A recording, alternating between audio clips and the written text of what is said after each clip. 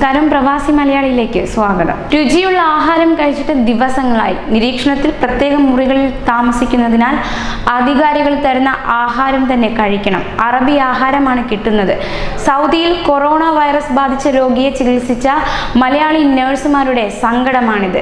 മുൻകരുതലായാണ് ഇവരെ 5 ദിവസമായി പ്രത്യേക മുറികളിൽ പാർപ്പിച്ചിരിക്കുന്നതെന്ന് അവരുമായി ഫോണിൽ ബന്ധപ്പെട്ട ആന്റണി MP പറഞ്ഞു. പരിശോധനകളിൽ ഇവർക്കാർക്കും വൈറസ് ബാധയില്ലെന്ന് കണ്ടെത്തിയിട്ടുണ്ടെന്ന് ഇന്ത്യൻ എംബസി അറിയിച്ചു.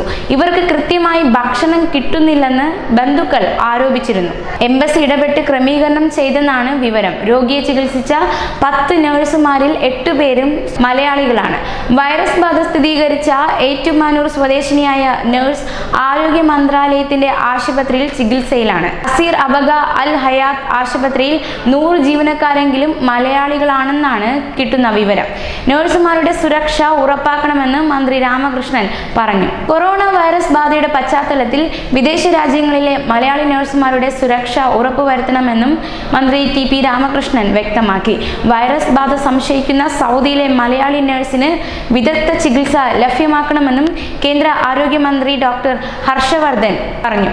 കേന്ദ്ര ആരോഗ്യമന്ത്രി ഡോക്ടർ ഹർഷവർദ്ധൻ, കേന്ദ്ര വിദേശകാര്യമന്ത്രി ഡോക്ടർ സുബ്രഹ്മണ്യൻ ജയശങ്കർ, വിദേശകാര്യ സഹമന്ത്രി V മുരളീധരൻ എന്നിവർക്ക് അയച്ച കത്തിൽ മന്ത്രി ആവശ്യപ്പെടുകയും ചെയ്തു. ഞങ്ങൾ രോഗികളല്ല, എന്നിട്ടും സൗദിയിൽ മലയാളി നഴ്സുമാർ ദുരിതത്തിലാണ്. കൂടുതൽ പ്രവാസി വാർത്തകൾക്കായി ഈ ചാനൽ സബ്സ്ക്രൈബ് ചെയ്യുക.